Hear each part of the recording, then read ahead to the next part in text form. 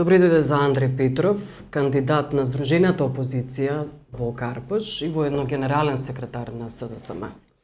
Оценката на лидерот на СДСМ Бранко Црвенковски беше дека ова се само не фер и демократски регуларни избори. Слични оценки, иако не така експлицитно, имаше и од ОПСЕ дека имало голем број нерегуларности, посилни оценки беа МОСТ и Цивил, дури Стейт Департментот кажа дека немало убиства, односно насилства, па заради тоа велат дека биле, да кажам, релативно коректни изборите. Која е вашата оценка, ве молам? Добро, нашата оценка е дека изборите не беа фер, со бројни нерегуларности, бројни злоупотреби власта кои ги направи и овој пат, од системи на така наречена во наводници легална корупција на гласачкото тело преку делење на пари од државните институции непосредно пред изборите, на 2 до 3 дена пред изборите, до сето она што беше притисок врз администрацијата, начинот на кој власта се справуваше со голем дел од работите кои се обврска во возможни фери регуларни избори, фантомските гласачи кои ги пронајдовме, сето тоа покажува дека изборите навистина беа мирни. Немаше убиства на изборите, беа мирни, ние тоа не го негираме, и тоа беа далеку од фери и далеку од демократски избори. И ние во соодветна процедура сите тие наши забелешки кои ги имаме ќе ги доставиме до изборните органи, до надлежните институции да постапуваат, бидејќи сметаме дека заради интересот на граѓаните на Република Македонија тие треба да се санкционираат. Апсолутно. Добро, кажете ми, молам, господин Црвенковски кажа дека не се оди во втор круг доколку не се расчистат нерегуларностите. Што значи дека бойкотирате доколку не се расчистат сите нерегуларности? Не, ние ќе одиме во втор круг. Таа изјава на претседателот на партијата беше дека размислуваме условно за таква работа. Ние она што ќе го направиме уште денеска ќе поднесеме голем број на приговори, на забелешки, на документирани нерегуларности на изборниот процес, и тоа нема да ги лишиме граѓаните на Македонија од можноста да избираат во вториот круг помеѓу оние кандидати, два кандидати, а речиси во сите тие општини СДСМ има свој кандидат во вториот круг, така да немаме намера да излеземе од изборниот процес, а нерегуларностите ќе се обидеме да ги во институциите да ги аргументираме и очекуваме да тоа биде регистрирано и од институциите и од меѓународната заедница во делот на нешто што е еклатантен пример на злоупотреба на гласачкото право. Имате ли информации што се случува со Центар? Господин Жерновски прогласи победа, дека тој е сигурен победник, но се уште има застој во компјутерите според нашите информации. Како е тоа можно? Се извинам, само Фокус објави дека со прашалник дали се случува кражба во Центар. Господин Жерновски освои најголем број гласови во Центар, има една сериозна предност пред кандидатот на владеачката партија. Таму според моите информации сепак има втор круг поради неважечките ливчиња кои го дигнаат цензусот за 50+1 во првиот круг, и тоа е нешто што се случува по не знам кој пат во државата, да неважечките гласачки ливчиња влијаат на победата на опозицијата во првиот круг во многу места. Слично е, да речеме, и во Велес ситуацијата. Нешто слично се случуваше и на претходните локални избори, и тоа јас сум уведен дека предноста на господин Жерновски во Центар е толку голема што не се сомневам воопшто дека тој ќе победи во вториот круг во Центар со помош на Сдружената опозиција. Вие одите во втор круг. Ајде да говориме за вашата кандидатура. Во Карпош, Стефче Јакимовски, господинот Јакимовски има 16.000, вие имате скоро 10.000, господјата Јагнула Куновска отпадна со 9.000. Како објаснувате господјата Куновска што отпадна, како 54 општини, например, има ВМРО? Како е можно во Карпош да доживее дебакл ВМРО? ВМРО доживеа дебакл и покрај Струмица, општината кај што практично во првиот круг испадна кандидатот на ВМРО ДПМН, тоа е Карпош.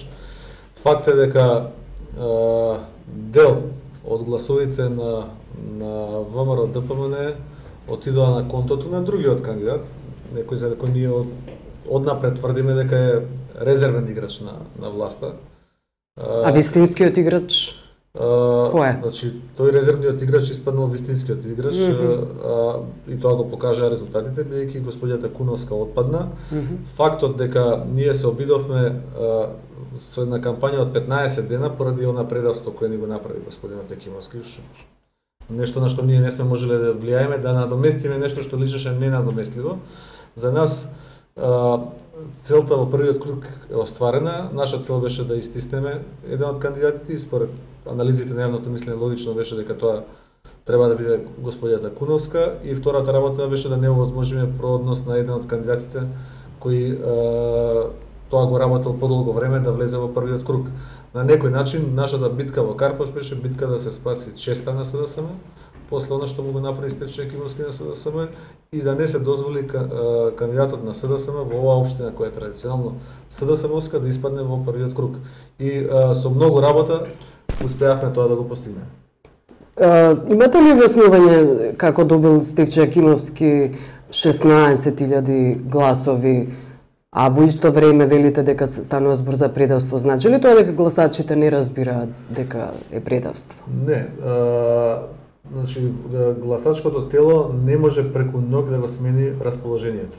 И она што СДСМ му помагаше и го градеше кај него 4 години, покривајќи ги сите работи за кои се зборуваше во јавноста, а кои се поврзани со него му на кои работи мислите? Па зборам на низа на критики за неговото работење. СДСМ, вклучително и ние, одевме од врата до врата да собираме потписи дека тоа се клевети, дека тоа не е вистина и на некој начин ја градевме сликата, како што ја градевме сликата и за Заем во Струмица и за други наши градоначалници. И сега не е наеднаш лесно разбирливо од страна на гласачкото тело, кога нешто такво ќе се случи, збунува дел од гласачкото тело, да речеме.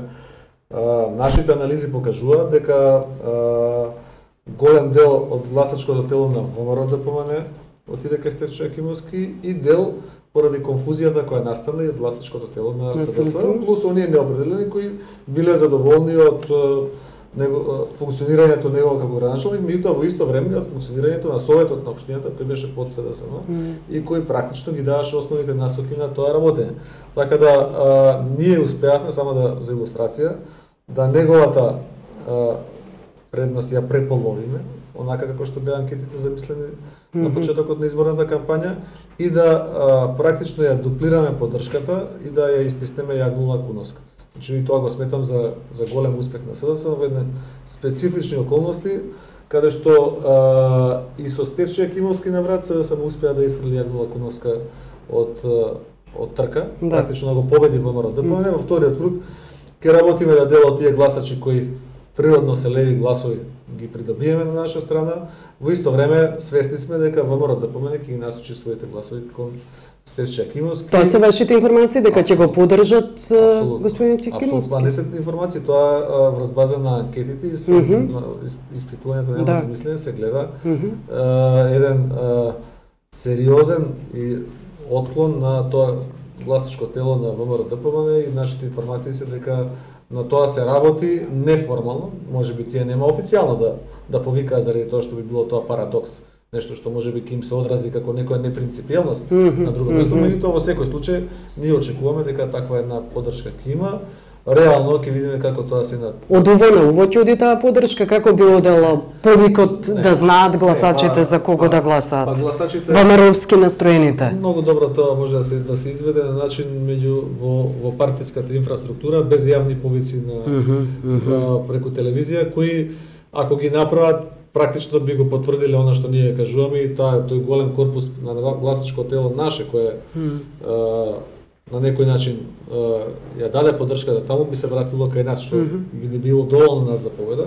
И затоа не очекувам да направат таков некој јавен чин, меѓутоа очекувам преку партиските канали, тоа партиите, големите партии имаат механизми како да го одработат, да ги насочат гласачите во таа насока. И тоа е нешто што е очигледно, бидејќи сега не држи тезата дека ја спасуваме општина Карпаш од Јагнула не е во игра, бидејќи тоа беше клучниот аргумент на господинот Екимовски. Еве сега ВМРО-ДПМН и Јагнула Куновска се исфрлени од игра и граѓаните имаат можност да бираат помеѓу кандидат на СДСМ и кандидат на Српската напредна странка.